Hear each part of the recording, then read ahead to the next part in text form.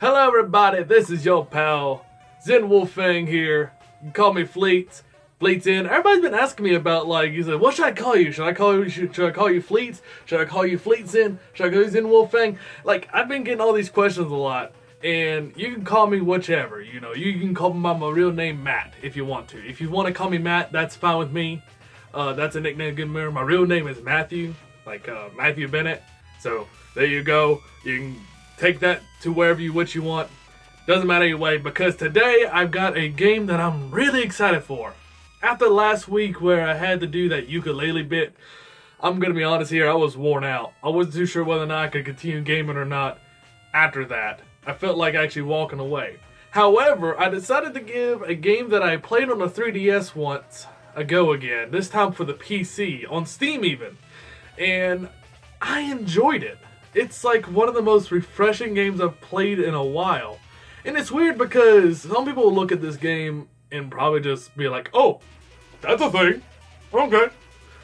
But either way, this game that I'm talking about right now is probably one of my favorite games on my list. Probably games I would just love playing over and over again. That's SteamWorld Dig. Let's get into it.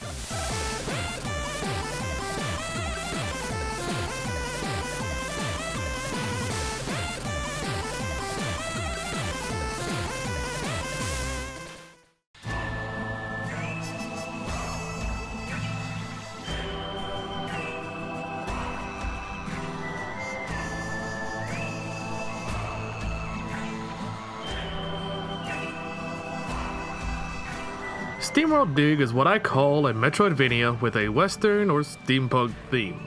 A Metroidvania that in some ways remind me of Minecraft, but much more mining and no crafting at all. However, as a standalone indie game, is it good? Let's find out. The story of this game is simple. You play as a Steam bot named Rusty, who has sent to claim his Uncle Joe's mine, with only the mystery to find out what happened to Uncle Joe in the first place as you find his dismantled body near the surface level. With a pickaxe in hand, you mine below the surface, gathering materials as you can then turn into money to purchase upgrades and even help the town surrounding the mine grow in wealth. Did someone say money? A mastermind!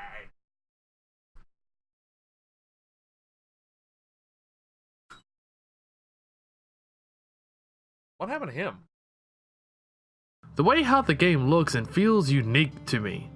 It stands out on its own, despite pulling themes and subtle gameplay references from other games, such as Mega Man X's wall jumping, the garbled voices from Banjo-Kazooie, and perhaps Bioshock if you want to stretch the tie-ins even further.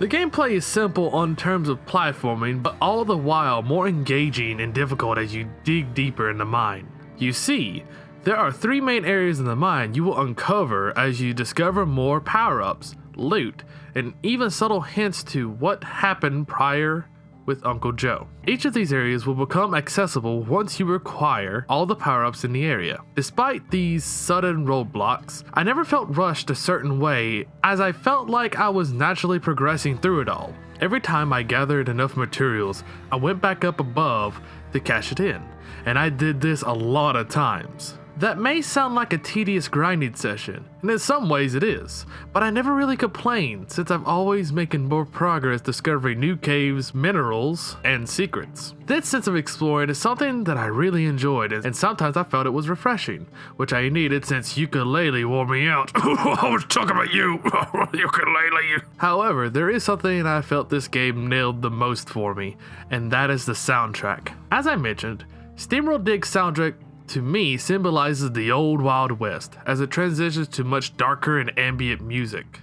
My most favorite is when you enter the old world, a buried world filled with nuclear waste and mankind driven insane called Shiners. It feels so unsettling, yet it welcomes you to this desolate, toxic land, hidden below what has been dug through so far. And trust me, the game gets much darker from here. As you dig into the third area, you notice that instead of the underground increasing in heat, it's cooling down. This is because the next area, which is hinted to be known as Vectron, is causing this phenomena. The place is infested with electric droids, security systems, gravity-influencing machinery. It's a scary time for Rusty. But what's worse is what's at the very bottom of Vectron, the answer to the greatest mystery introduced at the very beginning of the game. What happened to Uncle Joe? Well, based on what is revealed to be an amalgamation of Vectron, Volbot tells us that Uncle Joe gave his life willingly in order to make Volbot stronger, and it required Rusty's heart in order to become powerful enough to take over the surface world. All this time, you've been collecting these power-ups, and all the while becoming more like the droids found in Vectron, powered by electricity instead of steam. However, Rusty declines and believes his Uncle Joe gave him these parts to destroy Volbot, and the final battle ensues. As this is the only boss fight in the game, I felt it was the only one that was needed. It puts your knowledge and the gear you've upgraded to the test, and overall the fight was easy for me. But only because I did my best to get 100% of the upgrades, and tried to find all the secrets I could. With the last blow, Volbot is defeated, but Rusty was trapped on the ground, never knowing whether he was assimilated or buried alive. I guess we'll know when I play SteamWorld Dig 2. Overall, I really enjoyed this game.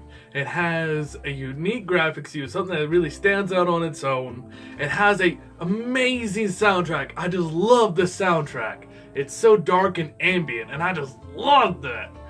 And the gameplay is so engaging, so refreshing to me that I think this is my second or third playthrough of playing this game. That's how much I like this game. With that in mind, I recommend this to anyone who loves Metroidvanias. Probably even love games like Terraria or Minecraft. That's decided to give this a go. It's probably not as open with the crafting system. In fact, it doesn't even have a crafting system. But either way, if you love to just take your time, explore, gather resources, stuff like that. Heck, it reminds me of a game. I may review this in the future, don't hold me to it. But I heard Stardew Valley's really good. And I just found out that SteamWorld Dig 2 is out, so I may have to get that game as well. There's so many games I want to play, but I simply just can't. But either way, I recommend this game to casuals. I recommend this game to the hardcore gamers.